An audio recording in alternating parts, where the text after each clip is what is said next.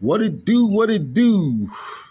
All right. So throughout the weekend, there's been a lot of videos making the rounds about uh, foreigners must go movement in South Africa, and well, here's my take on that. First of all, I'm talking as a Nigerian who stayed in South Africa for a little bit. I didn't stay for too long, but I lived there for about a year or so.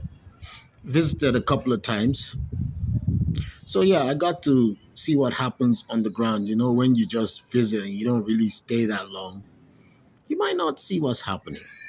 So here's my take on this. There's a lot of rage in that country.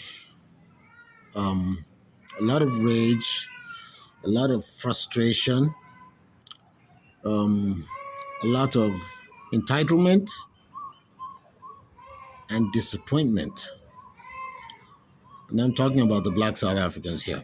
Now, when it comes to xenophobia, the blacks and whites are actually united. Believe it or not, nobody has said this. The blacks and whites are united when it comes to xenophobia. They want you out.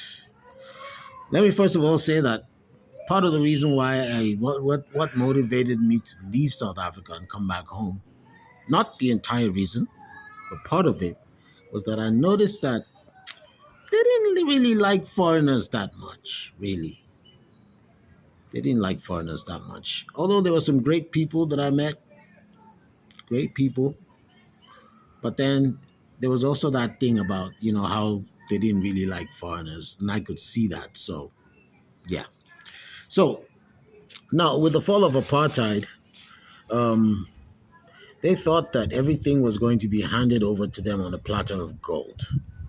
So when that didn't happen, now that didn't happen, obviously, because the world doesn't run that way. And when it didn't happen, they turned around and looked for someone to blame. And who's the closest person to blame? The black foreigner, the African foreigner. That's how we got here. Now, they have this derogatory name that they call black people.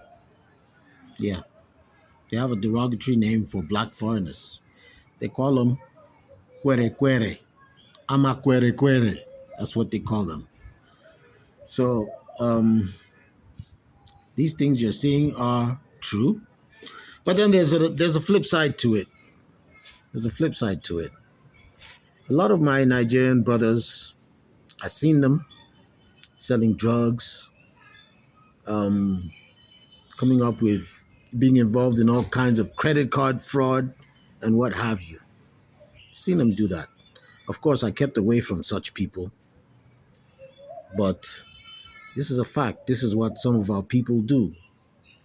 Not to say that they're responsible for all the crime that goes on in South Africa, because if you check it, the out of the total percentage of out of the total crime committed in that country, foreigners actually commit just a small percentage of it, but they exaggerate these things. Um, there's a sense of frustration, a lot of rage, a lot of hatred, and they just don't know where to put it. And so it's directed at the black foreigner. It's sad, but that's what's happening. I saw those videos of, black South Africans going to hospitals to throw people out. And I'm like, man, this is. By the way, there are Nigerian doctors in South Africa. I know quite a few. In fact, I had an uncle who was a doctor. He lived in Durban, which is about 5 hours drive from Johannesburg. And sometimes on weekend, I would go chill. On weekends, I would go chill with him. Well, he's not there anymore, but I know there are other Nigerian doctors there. So when they go to these hospitals to throw out the foreigners, do they also throw out the foreign doctors? That was the first thing that came to my mind when I saw that video clip. But, well, here's another thing. The rest of Africa, especially Nigeria, did a lot for South Africa during the struggle. This is not made up. In fact, I'm old enough to have gone to school with some South Africans who were being sponsored by the Nigerian government. I had a classmate like that in university because they were not allowed to go to university in their home country. So the Nigerian government sponsored some of them to come to university here. But they've forgotten. That's what human beings do. We also need to understand, I'm looking at it from both sides here. The black South Africans are not right for behaving the way they're acting. It's not right at all. But then on our part, we also need to understand certain things. These people lived under a system of extreme subjugation for centuries. It was designed to keep them down. It was designed to make sure they never realize, achieve their potential. It was designed to suck everything it could suck out of them. It was designed to leave an empty, make them, turn them into an empty shell with nothing inside. And that went on for centuries. So it was finally lifted in what, 1994? That's just what, a little over 30 years ago. That's not a long time in human history. So it takes a while to recover from such an ordeal. It's similar to the situation with the Black Americans. It takes a while to recover from these things. So we Nigerians go there, and you see, the average South African, the average Black South African, does not know how to handle money the way the average Nigerian, the average Somali, the average Ethiopian. These guys go into their neighborhoods and they open up little shops and they succeed, and they look at them and they're like, and then, that's when the resentment comes to the surface. Now, like I said, we need to try to understand that their history has a lot to do with these feelings of resentment. So when we go to their country, don't put it in their faces. Don't rub it in their faces by saying they're lazy and this and that. It's not because they're lazy. It's because they've been subjugated for such a long time. It's like when someone, like I saw this story where they chained an elephant, with a real chain, right? And he couldn't break the chain. So one day they took the chain off and put a little piece of string.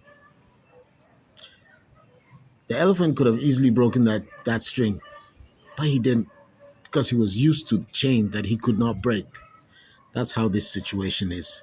So in as much as what they're doing is not right, we as Africans, we need to try and understand where they're coming from as well.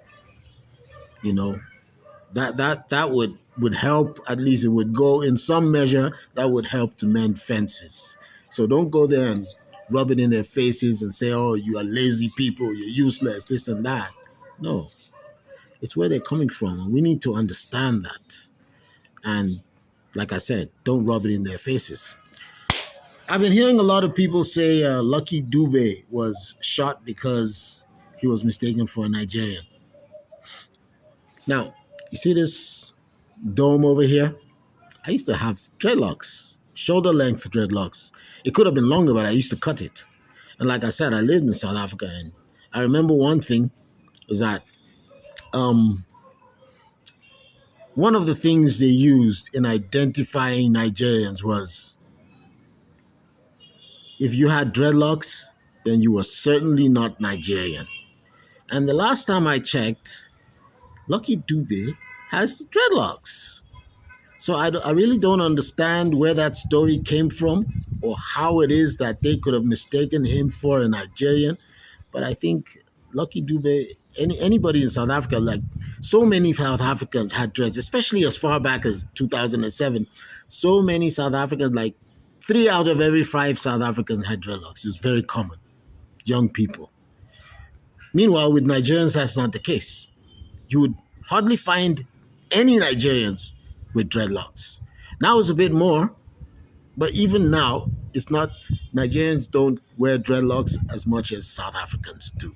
So a person with dreadlocks in Johannesburg is very, very unlikely to be mistaken for a Nigerian. Black people need to learn how to love each other. I'm going to make another video about that, maybe about the Nigerian situation, not the continental situation. And if we cannot love ourselves, if we cannot love each other, then how in the hell do we expect that somebody else is going to love us? Because some of the atrocities that black people commit, they do to one another. I heard somebody say the other day that the black race, Africans, are the only race that have not enslaved anybody else, have not colonized anybody else, have not subjugated anyone else, which is true. But guess what? You know what the sad part is? We have done all these things to our own people. Now, that is something to think about. There's also the Nigerians who work in the corporate world. Now, you see all those videos where they're beating up African foreigners on the streets? It's because those people live in neighborhoods and work in, or do business in places where they compete with the locals, not just the locals, but they compete with the people at the lower rungs of the ladder.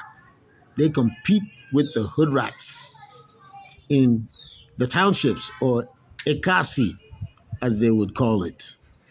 So when you are competing with them on the low level, on the street level, and something happens, obviously, you're going to get such treatment. And I think that would apply in just about any country. If you come to Nigeria and you're a foreigner and you live in the ghetto and stuff like that happens, who do you think is going to get it first? So, yeah, I know Nigerians who live in Santon or Midrand who are far away from these things. And none of that stuff is happening to them because they don't rub shoulders with the man on the street, with the average person. That's another thing. So I'm going to be talking to one of my buddies in the next video, hopefully. I'm going to be talking to one of my buddies in South Africa, and he'll, shine a little light on exactly what it is that's going on there. Peace.